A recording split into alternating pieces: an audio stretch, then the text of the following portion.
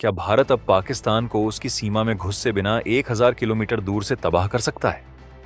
क्या चीन की सबसे खतरनाक air to air missile PL-15 अब बेकार हो जाएगी?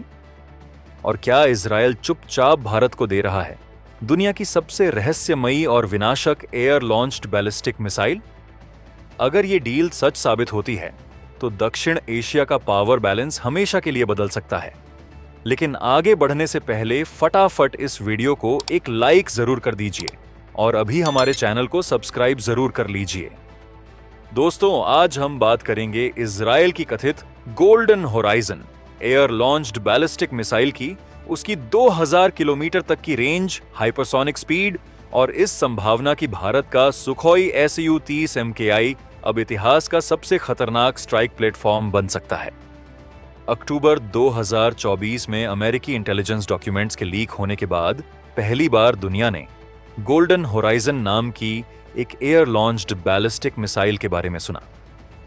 रिपोर्ट्स के मुताबिक रेंज लगभग 2000 किलोमीटर, स्पीड मैक 5 से Mach 9 hypersonic, launch platform fighter jet, guidance dual inertial plus GPS, strike role, high precision, deep strike. Israel ने कभी आधिकारिक रूप से इस सिस्टम को स्वीकार नहीं किया है, लेकिन अंतरराष्ट्रीय मीडिया रिपोर्ट्स में दावा किया गया कि इजरायल के पास कई एयर लॉन्च्ड बैलिस्टिक क्षमताएं हैं।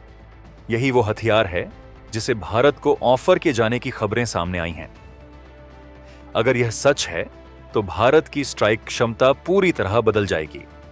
ALBM क्या होती है और क्यों खास है? ALBM यानी एयर लैंड बैलिस्टिक मिसाइल। अब तक ज्यादातर बैलिस्टिक मिसाइलें जमीन या समुद्र से लॉन्च होती रही हैं, लेकिन हवा से लॉन्च की जाने वाली बैलिस्टिक मिसाइलें बहुत कम देशों के पास हैं। माना जाता है कि रूस, चीन, इजरायल, इन देशों के पास ऐसी तकनीक है। हवा से लॉन्च की जाने वाली बैलिस्टिक मिसाइलें खास क्यों? फाइटर जेट पहले ही ऊंचाई और स्पीड पर होता है। मिसाइल को शुरुआती बूस्ट कम चाहिए, रेंज बढ़ जाती है, दिशा बदलने की क्षमता ज्यादा, दुश्मन के एयर डिफेंस के लिए ट्रैक करना मुश्किल। इजरायल के प्रसिद्ध मिसाइल विशेषज्ञ और एरो डिफेंस प्रोग्राम के फाउंडिंग हेड उजी रूबिन ने कहा था, वे किसी भी दिशा से आ सकती हैं और डिफेंस को बहुत मुश्किल बना सकती हैं। पिछले साल जब इजरायल ने कथित तौर पर दोहा में एक टारगेट पर हमला किया तो सैन्य विश्लेषक हैरान रह गए। रिपोर्ट्स के अनुसार इजरायली फाइटर जेट्स ने सऊदी अरब के ऊपर स्पेस में मिसाइल दागी दूरी लगभग 1500 किलोमीटर बताई गई। कतर के एडवांस एयर डिफेंस को बायपास किया गया। द वॉल स्ट्रीट जर्नल और द न्यूयॉर्क टाइम्स जैसी संस्थाओं ने इस रहस्यमयी हथियार का जिक्र किया।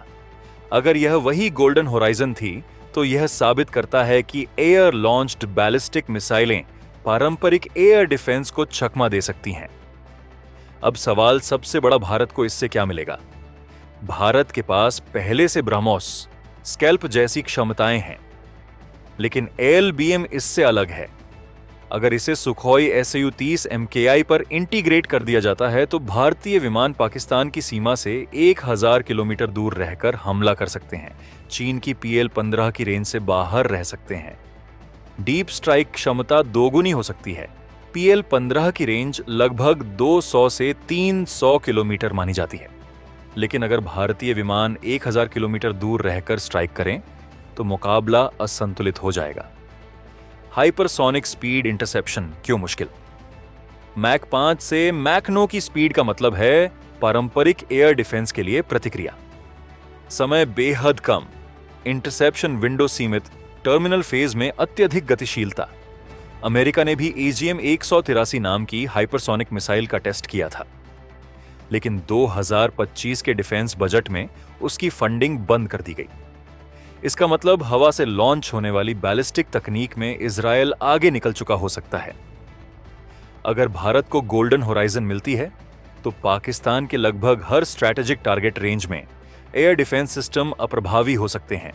स्ट्राइक क्षमता बहुस्तरीय हो जाएगी। यह केवल सैन्य क्षमता नहीं, यह एक रणनीतिक संदेश होगा चीन और पाकिस्तान दोनों को। क्या भारत खुद बना सकता है ALBM? सबसे महत्वपूर्ण सवाल, क्या भारत खुद ऐसी क्षमता विकसित कर सकता है? भारत के पास ballistic missile technology, cruise missile technology, fighter integration अनुभव।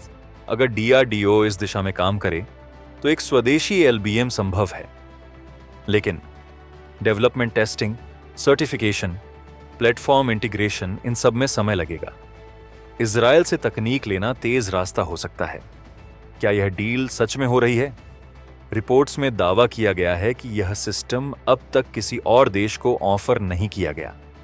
अगर भारत पहला ग्राहक बनता है तो यह भारत इजरायल रक्षा संबंधों का नया अध्याय होगा, लेकिन आधिकारिक पुष्टि अभी तक नहीं हुई है।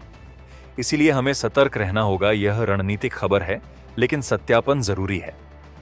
तो क्या भारत अब 1000 किलोमीटर दूर से बिना सीमा पार किए दुश्मन को तबाह कर सकता है? क्या चीन की PL-15 की टेंशन खत्म? क्या गोल्डन होराइजन भारत के लिए गेम चेंजर होगी, या भारत खुद बनाएगा अपनी स्वदेशी एलबीएम? और आपकी राय क्या है, हमें कमेंट में जरूर बताइए। और वीडियो पसंद आया हो तो लाइक करें, शेयर करें, और ऐसे ही डिफेंस न्यूज के लिए अभी हमारे चैनल को सब्सक्राइब जरूर कर लीजिए। जय हिंद।